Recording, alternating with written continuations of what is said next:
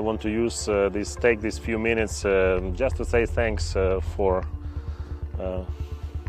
you that you are standing together with us in these tough times.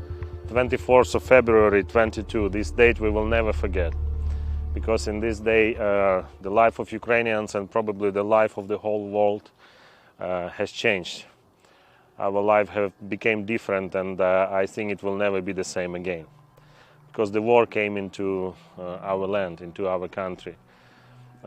This tragedy that is happening right now in Ukraine, in our land, they made all of us even forget about coronavirus and all those things. We could never imagine in the nightmare that we as Ukrainians will be in the center of these terrible events. For several weeks now we are standing against the second biggest army of the world. We are standing against Russia.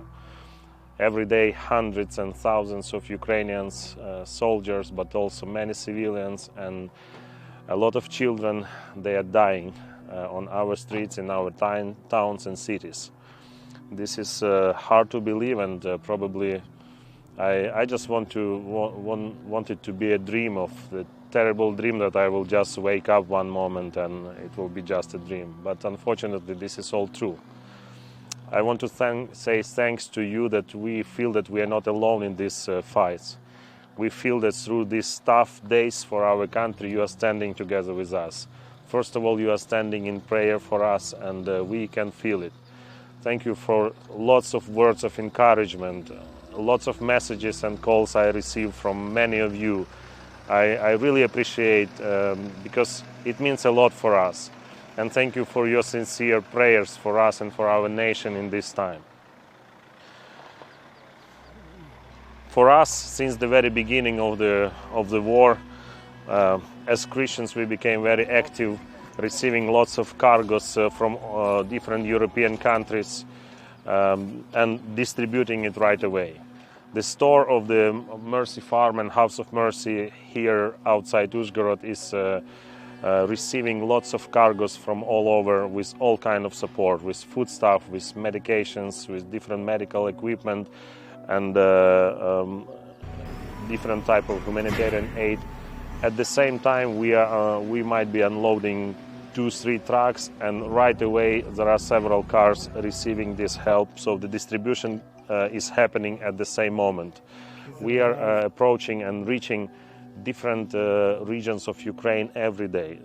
We have already been able to send help to Odessa region, to the southeast of the country, to Kherson, to Mykolaiv region, to Donetsk region, to Kharkov, Zaporozhye, Sumy, Kiev, Irpin, and other places which you probably can hear. These names you can probably hear in your local news all the time. These are the places where the battles are going on every day.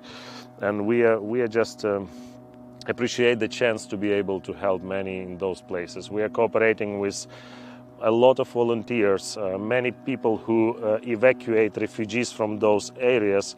They want to return back to their hometowns, and we fill them up with foodstuff and all kind of humanitarian aid to bring help to all those people. Refugees, hundreds of them and thousands of them, tens of thousands of them started to arrive to our region already after 1 or 2 days since the war was started. Right now, as a House of Mercy, we are taking care of many hundred refugees. They live in our churches, they live at Mercy Farm, at the campsite, they live in our homes. Many of them, they were running away in the last moment already under the bombings. They were just getting into their cars with children and running away from those places without being able to pack some things, or the most important thing, they came here without anything. People arrive, and through almost every night, through the whole nights, we are getting calls. Please find place for 10 more, 20 more, 30 more people. I have just got a call for 150 people to be brought, and we should find place for them, mainly women and children. And all of them, they also get food here at Mercy Farm, and in different places we have organized, so we are providing all what we need.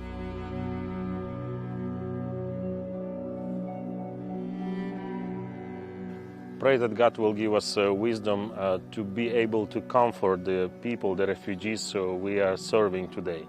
Many of them, they were running away from these areas. They have seen blood, they have seen death, and these are people really spiritually injured for now. Pray that we will find the right words, what to say in these situations. When we see the refugees speaking to their relatives who are still staying on the other end of Ukraine, and people are just saying goodbye to each other. They cry in their phones because they feel they will probably never see them again. And they ask for forgiveness and say goodbye to each other. We really need the right words to comfort these people. Our enemy, he is strong. Our enemy is just trying to pay back to us, to our nation, and their tactics today is just crimeful. Their tactic today is tragic, is awful, because they are just deleting, they are just making it so that our cities and towns, they stop their existence.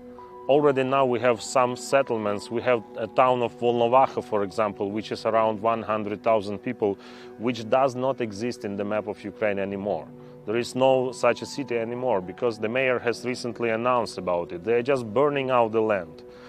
And this is really, really tragic. And we really need your support. That's why I really appreciate for all the offerings you have already done, or all the efforts you do to collect to support us in these fights. May God abundantly bless each one of you for your care, and may He be with us. He is the one we trust and we put our hope in. Please continue praying, not only for peace in our land, but pray for the peace in our hearts also, to stay strong and to be able to help as many people as we can in this situation.